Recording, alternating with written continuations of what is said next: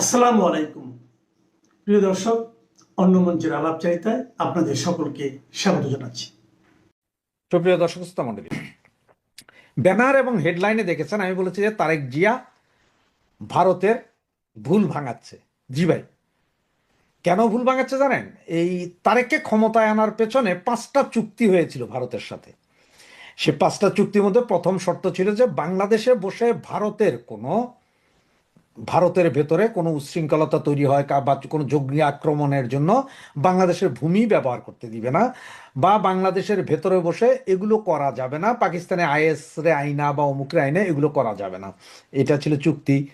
এরপরে চুক্তি ছিল যে নির্বাচনের পরে আপনার আওয়ামী লীগকে আনতে হবে, মানে রাজনীতি করার অধিকার দিতে হবে, বা শেখ হাসিনার বিরুদ্ধে যে মামলা হয়েছে ট্রাইব্যুনালে, যে মামলা মিথ্যা মামলা এবং যেই অবস্থা হয়েছে এগুলো সবগুলোকে উইথড্র করতে হবে। মামলা হইতে পারে পরিপূর্ণভাবে অন্যভাবে হবে, কিন্তু এই যে মিথ্যা সাক্ষী সবুত দিয়ে যা করা হবে এগুলো করা যাবে না।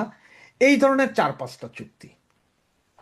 কিন্তু ভারত সরকার না, শুধু ভারত সরকারের যারা থিঙ্ক ট্যাঙ্ক এতদিন ভেবেছিলেন যে তারেক জিয়া মনে হয় তাদের কথাই শুনবে, তাদের কথাই বলবে, তাদের ভুল ভাঙা শুরু হয়েছে। যখন বিএনপি ভারত বুঝছিল যে আমেরিকা পাকিস্তান এবং চায়না মিলে আপনার জামাতরে ক্ষমতায় আনার জন্য চেষ্টা করছে, তখনই দৌড়ঝাঁপ শুরু হয় রয়ের। তারা ভারতে গিয়ে দেখা করে, এরপরে আপনার খালেদা জিয়া জন্য শোক প্রস্তাব দেয়, খালেদা জিয়া মারা যাওয়ার পরে সরাসরি তাদের মন্ত্রী পাঠায়, তারেক জিয়া নির্বাচিত হওয়ার পরে তাদের স্পিকারকে পাঠায়, সব কিছুই করেছে। তো এরপরে কি হলো? এরপরে এখন দেখা গেল যে সেই যেই কপাল সেই মাথা। আমাদের দেশের কথায় আছে একটা, যে কোয়াল হেই মাথা ঠ্যাং দিদি কোয়ালাতা, মানে পা দিয়ে কপাল হাতাইতেছে। তো দেখেন, গত শুক্রবারে ভারতের গোয়েন্দা সংস্থার একটা বিশেষ মিটিং হয়েছিল। সেটা ভারতীয় অনেক পত্রপত্রিকা উঠছে, আপনার চাইলে খোঁজ করে নিয়ে দেখতে পারেন যে ওইখানে যেই গোয়েন্দাদের যেই তথ্য বাংলাদেশ থেকে যা গিয়েছে এবং ওনারা যা আছে, এতে একটা জিনিস পরিষ্কার যে এই যে বর্ডার অঞ্চলের যে 40% আসন যেটা জামাত জিতেছে, সেইখানে প্রচ্ছন্নভাবে সেই জঙ্গি গোষ্ঠী আইএসআই এর লোকজন দিয়ে আপনার কি করা হচ্ছে, ভারত বিরোধী কার্যক্রম চলছে। এই বিএনপিকে আনার জন্য ভারত কিন্তু মিলিয়ন ডলার খরচ করেছে, তাদের গোয়েন্দা সংস্থা কাজ করেছে, ইলেকশন ইঞ্জিনিয়ার সব কিছু করে এনেছে, যে তাদের বিশ্বাস ছিল যে তারেক হয়তো সেই কাজটাই করবে যা ভারত চায়, কিন্তু কিছুই করে নাই। হঠাৎ করে নির্বাচনের পরে আওয়ামী লীগের কিছু নেতা যারা পালিয়ে আছে বিদেশে, তারা হঠাৎ করে আওয়ামী লীগ অফিস খোলার একটা হিড়িক ফালাইছিল। তখনও মানা করেছিলাম যে ভাইয়ারা এই কাজ করিস না, এটা বিএনপি, এটা কথা দিয়া কথা রাখবে না। তাতে কি হলো? অনেক পোলাপাইন ধরা খাইলো। এখন আবার নেতাগুলো সব চুপসাই গেছে, যা করতেছিল সব চুপসাই গেছে। যেটা আগেই বলছিলাম, ভারত যখন বিএনপির ব্যাপারে একটু একটু কথা বলছে, তখন কিন্তু বলছিলাম যে বিএনপির ব্যাপারে শালা শিক্ষা হবে ভারতের। ইলেকশনের আগ পর্যন্ত আওয়ামী লীগ নিয়ে কোনো কথা বলা নাই, বলছে যে না আওয়ামী লীগকে আমরা কোনো দলকে ব্যান করুক, এটা চাই না এটা চাই না, এগুলো বলছে তারেক। এখন কিন্তু পোল্টি উনি বলছেন না, ওনার অন্য মন্ত্রীদেরকে দিয়ে বলাচ্ছেন যে আওয়ামী লীগের নিষেধাজ্ঞা আমরা তুলবো না। এবং গত পরশুদিন দেখলেন তো শামা ওবায়েদ কি বললেন, যে শেখ হাসিনাকে আনার জন্য তো আমরা অলরেডি চিঠি দিয়েছি, আমরা চেষ্টা করছি, চেষ্টা না এমনকি ওনারা স্বরাষ্ট্রমন্ত্রী বলেছেন যে ভারতকে কড়া নোটিশ দেওয়া হয়েছে শেখ হাসিনাকে ফেরত দেওয়ার জন্য। তো শেখ হাসিনাকে ভারত ফেরত দিবে না, কারণ ভারত শেখ হাসিনাকে চাল হিসেবে রাখছে। ভারত কারো বন্ধু না, ভারত তার নিজেরই বন্ধু, এটা আপনাদেরও বুঝতে হবে। ভারত তার নিজের বন্ধু, সে কারো বন্ধু না। জিও পলিটিক্সের ক্ষেত্রে এক দেশ আরেক দেশের খুব বেশি একদম আইসা যে আপনার যুদ্ধের জন্য ঝাঁপাইয়া পড়বে ওই রকম না। ট্রিটি হচ্ছে ন্যাটো ট্রিটির মতো না যে এক দেশে বোমা পড়লে সব দেশ যাবে, না না না। ভারত তার নিজের স্বার্থ বুঝে, এটা বুঝতে হবে আপনারে। ভারত তার নিজের স্বার্থে বুঝে, এটাই বুঝতে হবে।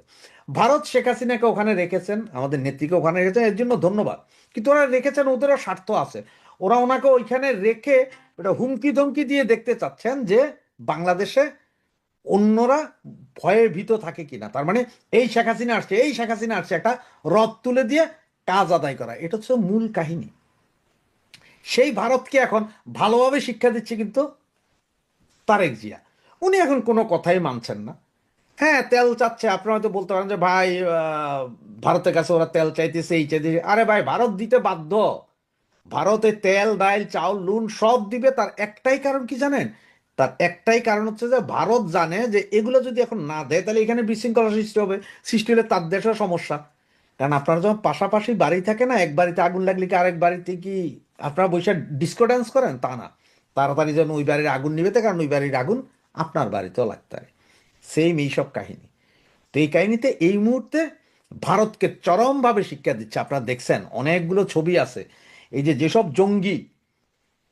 জঙ্গি ইন্টারন্যাশনালি যাদের উপরে আপনার রেড সিগন্যাল আছে, যাদেরকে বন্দি করা হয়েছিল, এইসব জঙ্গি সব ছেড়ে দিচ্ছে। তারা যে তারেক জিয়ার সাথে হই হই রই রই কথা বলছে। পুরো বর্ডার এরিয়া, আমাদের যে border area, Bharat Bangladesh border area, যেসব আসনে জামাত জিতছে, সমস্ত মসজিদ মাদ্রাসাগুলো জামাতের দখলে, সেখানে আইএস এর পাকিস্তানি গোয়েন্দা সংস্থার লোকজন যে কাজ করছে। এই যে গত 3 দিন আগে সম্ভবত সারা ভারত থেকে সম্ভবত 33 জন লোক ধরেছে, তার মধ্যে থেকে 7 জন নাকি বাংলাদেশি, এরাও নাকি জঙ্গি। তো এখন অবস্থা বুঝেন যে ভারত যে বিশ্বাস করেছিল, সেই বিশ্বাসের দাম 1 পয়সাও দেয়নি, বরঞ্চ ভারতরে তারেক জিয়া বুড়া আঙ্গুল দেখাই দিয়েছে। এটা হচ্ছে যে মূল কাহিনী। তো দেখতে থাকি আমরা আরো কি কি হয়। তো এই মাসুদ সাহেবের পরে তো ওয়াকার সাহেবের সিরিয়াল একদিন আসবে, এই মাসুদ সাহেবের পরে তো আরো অনেকের সিরিয়াল আসবে। আমি তাদের নিয়ে চিন্তিত, এগুলো নিয়ে আমি ভাবতেছি না। আমি ভাবতেছি আরেকটা জিনিস কিন্তু এখানে আছে। এই গ্রেপ্তারটা যদি আজকে আওয়ামী লীগের লোক যেদিন ওয়াকার, আপনাকে বলে দেই, আমি চাই আপনার আমজনতা টিকে থাকুক ততদিন। আবার এই আমজনতা যদি বেঁচে থাকি, কথা বল, ওয়াকারকে যেদিন গ্রেপ্তার করা হবে, সেই দিন এই বিএনপি আর জামাত কি বলবে জানেন? বলবে, হায় হায়, সেনাবাহিনীকে ধ্বংস করার ষড়যন্ত্র, সেনাবাহিনীকে ধ্বংস করার ভারতীয় ষড়যন্ত্র, রয়ের ষড়যন্ত্র, শেখ হাসিনার ষড়যন্ত্র, আওয়ামী লীগের ষড়যন্ত্র, এই স্লোগান দিবে। এইগুলো দেখবেন জামাতের বট বাহিনীরা তখন শুরু করবে লেখা। কিন্তু আজকে যে তাকে গ্রেপ্তার করেছে, আলহামদুলিল্লাহ বলতেছে। যাই হোক, তিনি যদি অন্যায় করে থাকেন, ওই খাম্বা তারেকের মামার কি ভাইরা, কিন্তু তাই নাকি ভাইরা, আমি তো জানি। যাই হোক, আমি তাহলে হয়তো ভুল বলেছি। আমি যেহেতু আমি যেহেতু তার মামার শালা, যাই হোক সেটা অন্য বিষয়। আবার তার ভাইরাও নাকি, যাই হোক জানি না এত কিছু। কে যে কার আত্মীয়, কে যে আত্মীয় নয়, বোঝা মুশকিল। তবে এই ঘটনা আমাদেরকে শিক্ষা দিল যে, আমরা জানলাম যে আগামীতে এই যে 2024-এর 5ই আগস্টের যে সমস্ত সেনা কর্মকর্তারা এই কুশীলভ ছিলেন, তাদেরও এইভাবে একদিন গ্রেপ্তার হতে হবে। এটা তাদের জন্য একটা সংকেত। আমি জানি না তারা সেটা বুঝবে কিনা, বুঝতে চেষ্টা করবে কিনা, শিক্ষা নেবে কিনা। আমি জানি বা আমরা দেখেছি ইতিহাস থেকে কেউ শিক্ষা নেয় না। যেমন বাংলাদেশের জাতীয়তাবাদী মুসলেকা দল 17 বছর বিরোধী দলে থেকেও বুঝলো না যে নির্যাতন নিপীড়ন করে কোনো দলকে ঠেকিয়ে রাখা যায় না। কারণ সেই বিএনপিকে আওয়ামী লীগ ঠেকিয়ে রাখতে পারে নাই, কেউ পারে নাই। তাহলে আওয়ামী লীগকে সে কিভাবে ঠেকিয়ে রাখবে, তা আমি বুঝতে পারতেছি না। তারপর থেকেও সে শিক্ষা নেয় নাই। তো শিক্ষা আর্মিরাও নিবে না, আমি জানি। এই আর্মিরা বাংলাদেশে যত আকাম কুকাম হয়, বাংলাদেশে সব আকাম কুকামের পিছনে গিয়ে আপনি দেখবেন সেই মোল্লা বলতে এখানে, আমি হুজুরদের মোল্লা বলতে এখানে আমি জামাত, হেফাজত, এই ধরনের যারা তথাকথিত ইসলামী দলের নেতা আছে তাদের কথা বলছি। আমি বাংলাদেশের গড় সব মোল্লার কথা বলি না, কারণ সব মোল্লাই খারাপ তা আমি বলি নাই। সব আওয়ামী লীগ যেমন ভালো তাও আমি বলি না, তেমনি সব মোল্লা খারাপ তাও আমি বলি না। কারণ এটা হয় না কোনোদিনই একটা জায়গায়, মানে বাংলাদেশের মতো দেশে 100% ভালো বা খারাপ কোনোটাই হয় না। তো যে আমি বলি যে মোল্লা মিলিটারি হচ্ছে একই কথা, যে মোল্লা মিলিটারি এই বাংলাদেশটাকে সব আকাম কুকামের, বড় বড় আকাম কুকামের পিছনে, সেটা থানা হোক, জেলা হোক, বিভাগ হোক, আর রাষ্ট্রীয় হোক, দেখবেন যে এদের আপনি খুঁজে পাবেন। তো তারা তো সামনে আসবেই। কিন্তু আশ্চর্যের ব্যাপার হলো আমলাদের কিছু হয় না, এটাই হলো সমস্যা। আমলারা কিন্তু এই দুইয়ের চেয়েও ভয়ঙ্কর। এরা হলো সুপার রুস্তম, এরা খেয়ে যায়, ধরা খায় রাজনীতিবিদ, কখনো কখনো সেনাবাহিনী, মাঝে মাঝে 2-1টা মোল্লা জেলে যায়। মোল্লারাও খুব একটা যায় না, কারণ দাওয়াত করে খাওয়া, বেহেস্তের লোভে এদের ভয় পায়। জেলার রাতে রাখতে ভয় পায় যে বাইচান্স যদি বেঁচে থাকে নাম কাটা যায়। আরে ভাই, বাংলাদেশে মাদ্রাসার বলৎকারী মৌলবীরা গিয়ে যেভাবে তোয়াজ করে আমরা দেখেছি, শুনেছি, হাস্যকর ব্যাপার। যাই হোক, সেটা অন্য বিষয়। আপনি যে শিরোনাম দিয়েছেন তারেক রহমানের অ্যাকশন শুরু, এই অ্যাকশনটা শুরু হওয়ারই কথা। বরং এত তাড়াতাড়ি ভাবে আমরা ভাবি নাই, একটু দেরিতে হবে ভেবেছিলাম। তবে উনি এতদিন এখানে কেন ছিলেন এটি তো আমি বুঝি না।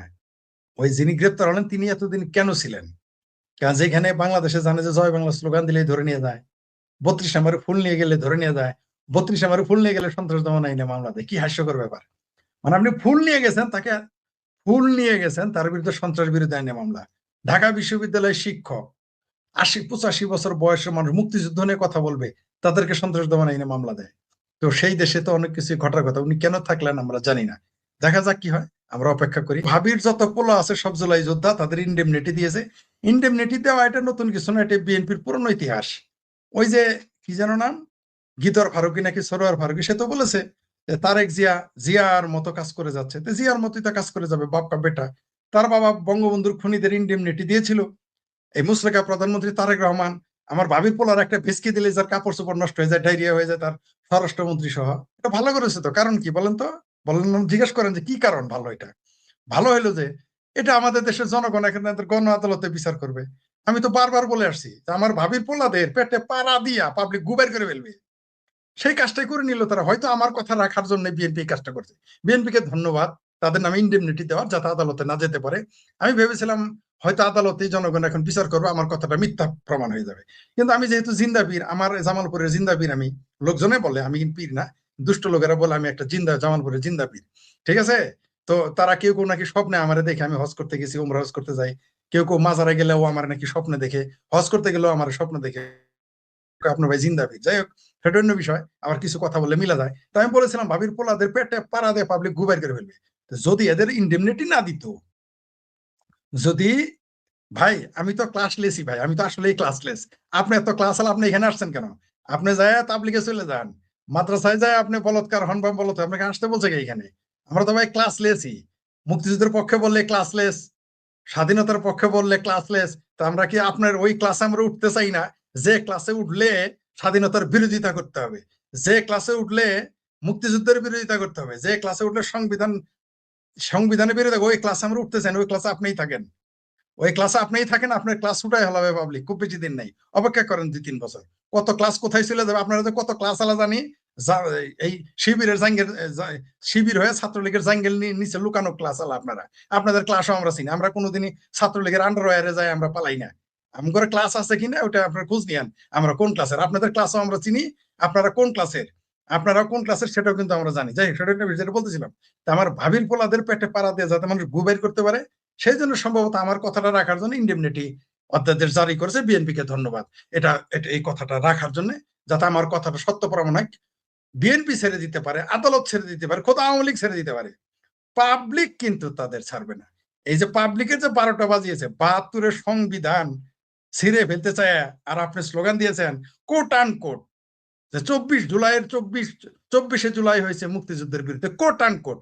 সেই কি তালিবর্ষ ও অন্তস্তকেরা হাদি নাকি কাদি আছে, ওই যে আমাকে বললো ক্লাসলেস, তে হাদি তাহলে কি, ও তো ক্লাসলেস এর। ও আমি তো ভাই ওই শব্দ উচ্চারণ করতে পারবো না, আমি তো ভাই ক্লাসলেস হবই। আমি তো আপনাদের সেই সেই তালিবর্ষ ও অন্তস্তকেরা হাদির মতো শব্দ উচ্চারণ করতে পারবো না ভাই। আমি তো ভাই ক্লাসলেসে থাকবো, আমি এরকম ক্লাসলেস থাকতেও চাই। আমি ওই তালিবর্ষ ও অন্তস্তকেরা এগুলো চিৎকার মিৎকার দিয়ে ছিঁড়ে ফিরে ফেলের কথা বলে আমি ক্লাস উঠতে চাই না, উচিত না। যাই হোক, সেটা অন্য বিষয়। তো যেহেতু তারা ইন্ডেমনিটি নিষিদ্ধ করে দিয়েছে, ইন্ডেমনিটি দিয়ে তাদের আইন আদালতে যাওয়া নিষিদ্ধ করে দিয়েছে, পাবলিককে তো আপনি অনেকখানে তো লেখা নাই যে পাবলিক গণ আদালতে বিচার হবে না। আমি শেখ ফরিদ জীবিত থাকলে গণ আদালতে তাদের বিচার করবো। ভালো করছে ইন্ডেমনিটি দিয়ে। ইন্ডেমনিটির দরকার নাই, কারণ ওই আদালতে গেলে, ওই ইন্ডেমনিটি না দিলে তারা আদালতে গেলে পয়সা খেয়ে বেঁচে যেত। আমি শেখ ফরিদ যদি বেঁচে থাকি, আর সময় যখন আসবে, আমি শেখ ফরিদ গণ আদালত গঠন করে এদের ওই শাহবাগের অথবা সোহরাওয়ার্দী উদ্যানে এদেরকে গণ আদালতে বিচার করব, এবং সেই রায় কার্যকর করব ইনশাআল্লাহ। জেনারেল মাসুদ উদ্দিন চৌধুরীকে তারেক রহমানের সরকার গ্রেপ্তার করেছে, আর পুরো বাংলাদেশ এখন এই খবর নিয়ে ব্যস্ত। যেখানে বাংলাদেশের অর্থনীতি ধ্বংস হয়ে গেছে, যেখানে সামান্য কান্নাকাটিতে তেলের জন্য তারেক রহমানের সরকার এবং তার মন্ত্রীরা দিশেহারা, অথচ শেখ হাসিনা কিন্তু এর চেয়ে লক্ষ গুণ কোটি গুণ বড় সমস্যা নীরবে মোকাবেলা করেছেন, এবং কখনো মানুষকে উনি কৃচ্ছ্রতা সাধন করতে বলেন নাই। যাই হোক, সেই গল্প বাদ, আজকে জেনারেল মাসুদ নিয়ে আমরা একটু চিন্তা করি। এই জেনারেল মাসুদের গ্রেপ্তারে আমাদের মুক্তিযুদ্ধের পক্ষের কিছু আলোচক তার শাস্তি দাবি করছেন ইত্যাদি আছে, কিন্তু আমরা কি ভেবে দেখেছি 1/11-তে জেনারেল মাসুদরা কি ভূমিকা রেখেছেন? হ্যাঁ, 1/11-তে ইয়ে ছিল, ওই বদমাশি অনুদ ছিল, অনেকেই 1/11-কে ভিন্ন খাতে প্রবাহিত করতে চেয়েছিল, কিন্তু বিএনপির সরকার তখন যেভাবে বাংলাদেশের নির্বাচনকে কুক্ষিগত করে পুনরায় ক্ষমতায় আসতে চেয়েছিল, তার প্রেক্ষাপটে ১-১১ করা ছাড়া জেনারেল মাসুদ বা জেনারেল মঈনদের হাতে বিকল্পটা কি ছিল? খারাপ হোক ভালো হোক, জেনারেল মাসুদ মঈন ওনারা কিন্তু একটা নির্বাচন দিয়ে যায়, যেই নির্বাচনে আপনার বাংলাদেশের সব দল অংশগ্রহণ করেছে। এর বিপরীতে এই 2024-এর জঙ্গি উত্থানের পরে ইউনূস কি করেছে দেখেন। ইউনূসও কিন্তু একটা নির্বাচন দিয়েছে, সেই নির্বাচনে বাংলাদেশের অর্ধেক মানুষের প্রতিনিধিত্ব করা আওয়ামী লীগ কিন্তু অংশগ্রহণ করে নাই বা করতে দেয়া হয় নাই। এই পার্থক্যটা আপনারা দেখবেন না। জেনারেল মাসুদ যদি অন্যায় করে থাকে তারেক রহমানের প্রতি, অবশ্যই সেটা সাজা হওয়া উচিত, কিন্তু তাকে আম, আদম ব্যাপারীর জন্য গ্রেপ্তার করা হয়েছে। এইখানে অবশ্য আমি যদি আদম ব্যাপারীর সাথে মানে অন্যায্যভাবে জেনারেল মাসুদ জড়িত থাকে সেটারও সাজা হওয়া উচিত, কিন্তু জেনারেল মাসুদের একা সাজা হলে তো হবে না। বাংলাদেশের এই আদম ব্যাপারী বলুন, এটা বলুন, এটার আসলে এই সব জায়গায় অনেক উন্নতি দরকার। আমাদের যে প্রবাসী কল্যাণ মন্ত্রণালয় আছে, এই মন্ত্রণালয়ের এত বড় মন্ত্রণালয় করা হয়েছে, কিন্তু আমরা এই মন্ত্রণালয়টার কাজটা কি হওয়া উচিত ছিল সেটা কিন্তু পিন পয়েন্ট করতে পারিনি। কত ধরনের কার্যক্রম ওরা হাতে নিয়েছে, শুধু একটা কাজ যদি ওরা ইমপ্লিমেন্ট করতে পারত তাহলে কিন্তু এই মন্ত্রণালয়ের উদ্দেশ্য সফল হতো। সেই কাজটা কি, যে প্রবাসে একটা শ্রমিক যেতে যে পরিমাণ টাকা ন্যায্যভাবে তার হাত থেকে খসা উচিত, তার খরচ হওয়া উচিত, শুধু সেই পরিমাণ টাকা খরচ হচ্ছে, এটা যদি প্রবাসী কল্যাণ মন্ত্রণালয় নিশ্চিত করতে পারত তাহলে কিন্তু এই মন্ত্রণালয়ের আর কোনো কিছু করার দরকার ছিল না। কিন্তু সেটা কি নিশ্চিত হয়েছে? আমরা সবাই জানি সেটা হয় নাই। যে পরিমাণ টাকা ন্যায্য তো একটা শ্রমিকের খরচ করা উচিত, তার থেকে 10,000 টাকা বেশি খরচ করা, সেটাও কি করানো হয়েছে? করানো হয় নাই। সুতরাং এই শ্রমিক, বিদেশের শ্রমিক পাঠানো এই খাতে যেই পরিমাণ দুর্নীতি হয়, এবং সেখানে যে এই মন্ত্রণালয়ের কর্মচারী কর্মকর্তা যা যা বলুন, এরাও যেভাবে অর্থ কামাই করে এবং এটা থেকে যেভাবে আবার ব্যবসা তৈরি করেছে, বিভিন্ন দূতাবাসে শ্রম উইং খুলে, যেটা বাংলাদেশের প্রশাসন ক্যাডারের একটা দৌরাত্ম্য সব জায়গায়, এগুলোর একটা সুরাহা আসলে ভবিষ্যতে করতে হবে। এবং আদম ব্যাপারীদের এই যে আদম ব্যাপারী কেন, বাংলাদেশে যে যেখানে সুযোগ পায় সেখানে সীমাহীন মুনাফা খাওয়া, এটা বন্ধ তো করতে হবে। সুতরাং সেক্ষেত্রেও জেনারেল মাসুদ যদি এখানে জড়িত থাকে, জড়িত আছে কি নাই সেটা বলছি না, সেসবের সাজা হওয়া উচিত, শুধু জেনারেল মাসুদ না, সবার। কিন্তু ১-১১ সময় এই মঈনউদ্দিন ফখরুদ্দিনরা বাংলাদেশকে বাঁচিয়েছে। বিপরীতে এই আমাদের খন্দকার মোশতাকের উত্তরসূরি জেনারেল ওয়াকার, সে কিন্তু বাংলাদেশকে ডুবিয়েছে। ভবিষ্যতে জেনারেল ওয়াকার সে ওই শেখ মুজিবের ফ্যামিলির পরিচয় থাকতে পারবে না, তার কিন্তু কোনো বংশধর এই বাংলাদেশে থাকতে পারবে না। জেনারেল ওয়াকার, তুমি কিন্তু সাবধান যদি না হও, এখনই ছেলে মেয়ে সব পাঠিয়ে দাও। মাসুদের অবস্থা দেখছো না? মাসুদ তো তোমার তুলনায় দেশপ্রেমিক, সে আতম ব্যাপারী করতে পারে, সে তারেক রহমানের উপর অন্যায় করেছে, যেটা আমি কোনোভাবেই সমর্থন করি না। যদি করে থাকে আমি তো জানি না, যেগুলো বলা হচ্ছে। আর আবার তারেক রহমানের উপর অন্যায়ের কারণও যেগুলো শুনেছি, সেগুলোও কিন্তু তারেক রহমানদের, মানে যারা আওয়ামী লীগ বিএনপি যারা ক্ষমতায় থাকে তাদের কিন্তু শোধরানো উচিত। একটা ছেলে বা মেয়ে যদি দেখেন প্রাইম মিনিস্টারের অফিসে চাকরি পায়, এত বেয়াদব হয়ে যায় এটা। মানে এইসব বেয়াদবির জন্য কিন্তু অনেকে কিন্তু অনেক জায়গায় কখনো আর্মির কাছে, কখনো সরকারি কর্মচারীদের কাছে, কখনো এর কাছে তার কাছে, পরবর্তীতে প্রতিশোধের মানে প্রতিশোধ পরায়ণতার শিকার হয়, কারণ এটা সবাই বেয়াদব হয়ে যায়। একটা একটা একটা সচিবের ছেলে দেখবেন ঠিক তার মানে সরকারি গাড়ি চালকের সাথে কত বেয়াদবি করে। সুতরাং আসলে সমাজের সব অংশকে সংশোধিত হতে হবে। কিন্তু জেনারেল মাসুদ, মঈন, ফখরুদ্দিন, তারা কিন্তু চূড়ান্তভাবে তাদের উপর কিন্তু প্রজ্ঞা বর্ষিত হয়েছিল, তারা প্রজ্ঞার পরিচয় দিয়েছে, তারা বাংলাদেশকে সঠিক একটা নির্বাচন দিয়েছিল। সেই নির্বাচনে আওয়ামী লীগ ছাড়া তো আর কেউ জিততো না।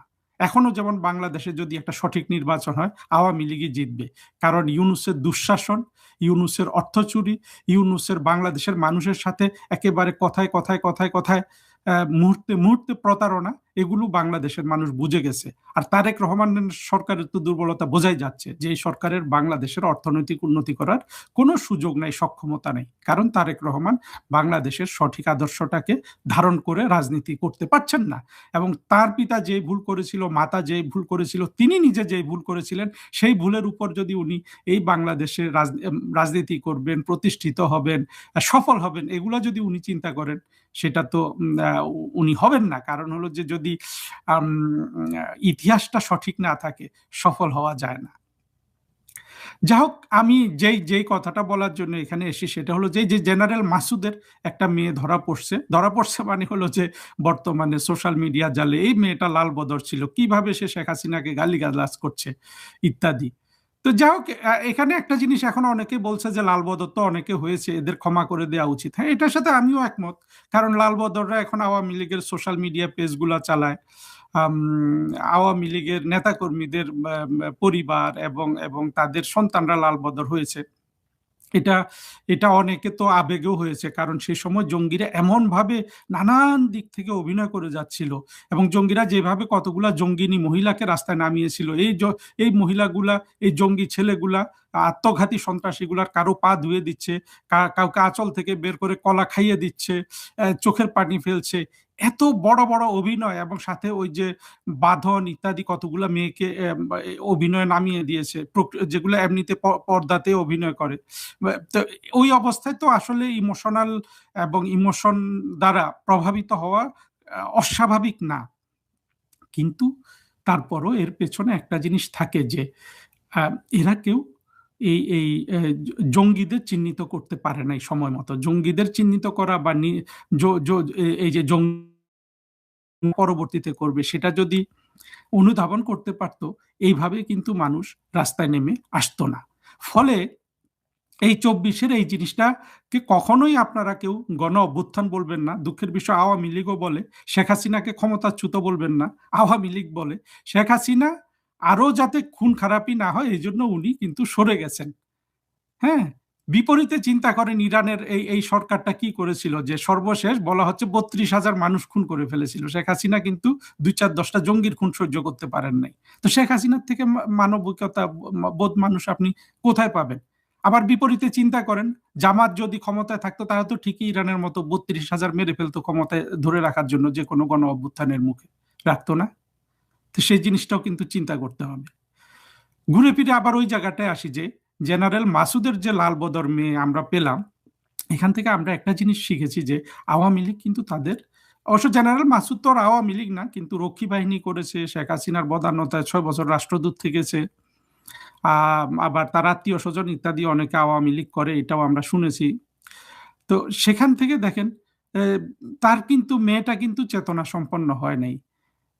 শুধু লাল বদরের জন্য বলছি না, আওয়ামী লীগের যেসব নেতাদের যেসব ছেলে মেয়ে দেখি, এরা তো বেশিরভাগই হুজুর। দুই একটা শুধু হীরার টুকরা পাওয়া যায় মাঝে মধ্যে, সোনার টুকরা, হীরার টুকরা, যেমন আমাদের শিক্ষামন্ত্রী নওফেল, এদের মতো।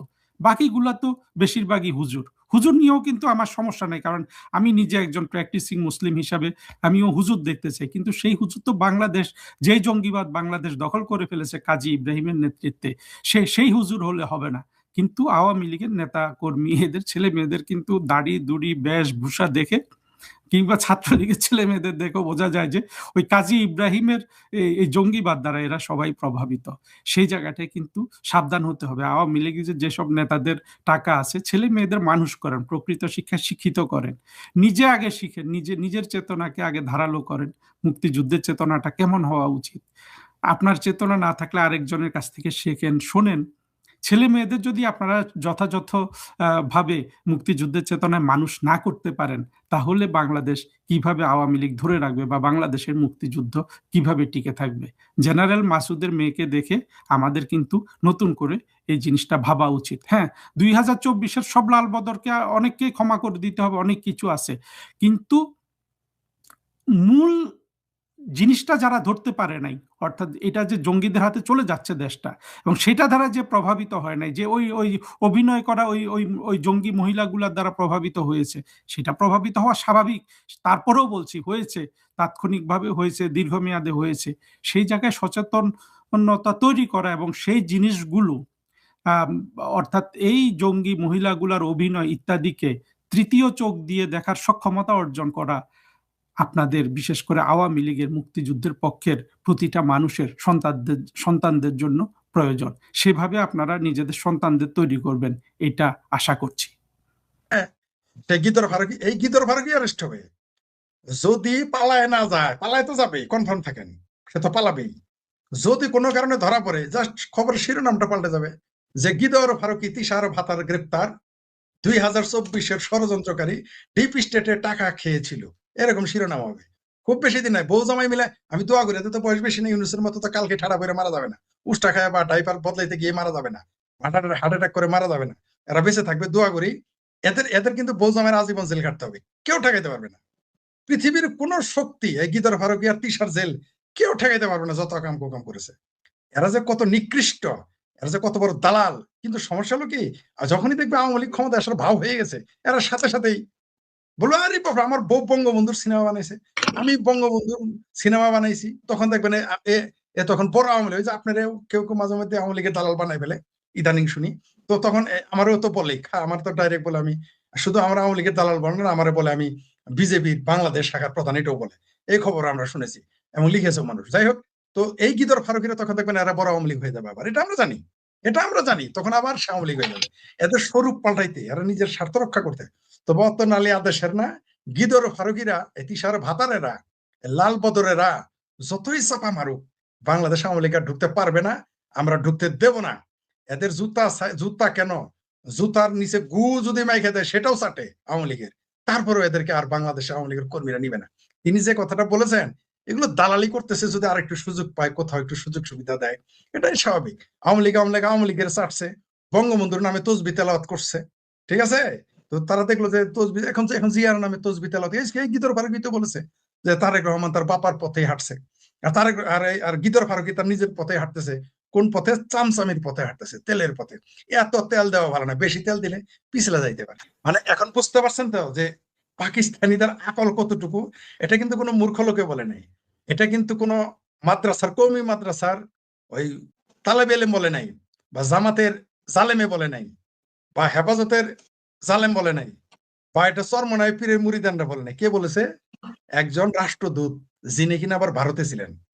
এই রাষ্ট্রদূত বলেছে যে ভারত যদি যদি কোনো কারণে আমেরিকা তাকে আক্রমণ করে, তাহলে সে ভারত আক্রমণ করবে। এর চাইতে হাস্যকর, মানে এর চাইতে হাস্যকর নির্বুদ্ধিতা আর কি থাকতে পারে? মানে বিড়ালে না পালে নাকি বিড়ালের গুকে ধরতে হয়। আমাদের এলাকায় তরে পাইনি তাই কি হয়েছে, বিলাই তরে ধরতে পাইনি কি হয়েছে, তোর গুতো পাইছি। মানে হুমকি দিলে না আপনি, আমি বললাম ভুইয়ার সাহেবের মাথায় বাড়ি দেবো আমি। এটা একটা মানে অবাক কাণ্ড না? ছেলে মানে পোলাপানের মতো বিষয় না? এটা পোলাপানের বিষয় কিনা?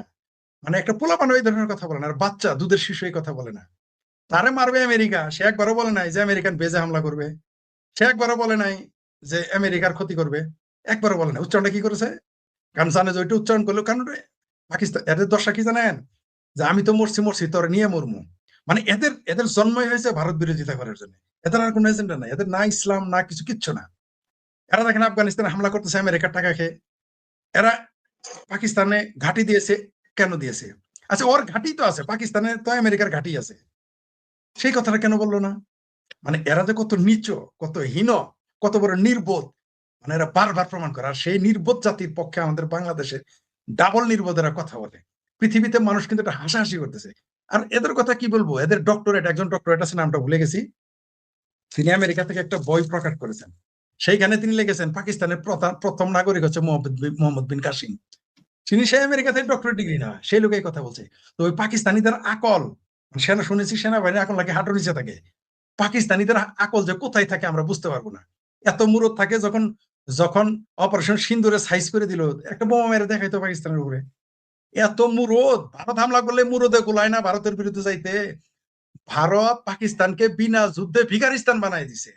আবারও বলতেছি, কোট আন কোট, ওই যে তালিবান সব অন্তস্তকেরা হাতির ভাষায় বলি, কোট আন কোট। ভারত বিনা যুদ্ধে তার শত্রুদের লোটা ধরায় দেয়। ভারত বিনা যুদ্ধে সে দেশ জয় করে।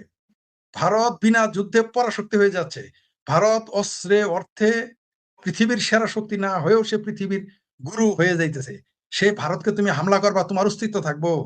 পাকিস্তান নামে তো রাষ্ট্রই থাকবে না আর 5 বছর পরে। 1971 সালে তো একবার ভেঙেছে, এইবারও তো বেলুচিস্তান ভেঙে যাবে। নিশ্চিত থাকেন বেলুচিস্তানকে ঠেকাইতে পারবে না। বেলুচিস্তান ভাঙবে, বরং শুধু বেলুচ না, আরেকটা দেশ বাড়ায় যেতে পারে, যেটা আফগানিস্তানের বর্ডারে আছে। সেই অঞ্চলগুলো আফগানিস্তান দখল করে নিতে পারে। সেই পাকিস্তান কোন ভারতের সাথে লাগবে, যে পৃথিবীর 4 নাম্বার অর্থনৈতিক শক্তি, তার বিরুদ্ধে সে হুমকি দেয়। মানে কিরকম হাস্যকর! আমেরিকা কোথায় আর ভারত কোথায় আর পাকিস্তান কোথায়? মানে আমরা বুঝে উঠতে পারলাম না। তাহলে ঘটনাটা কি দাঁড়াইলো? এরকম হাস্যকর বক্তব্য একমাত্র পাকিস্তানের পক্ষে দেওয়া সম্ভব।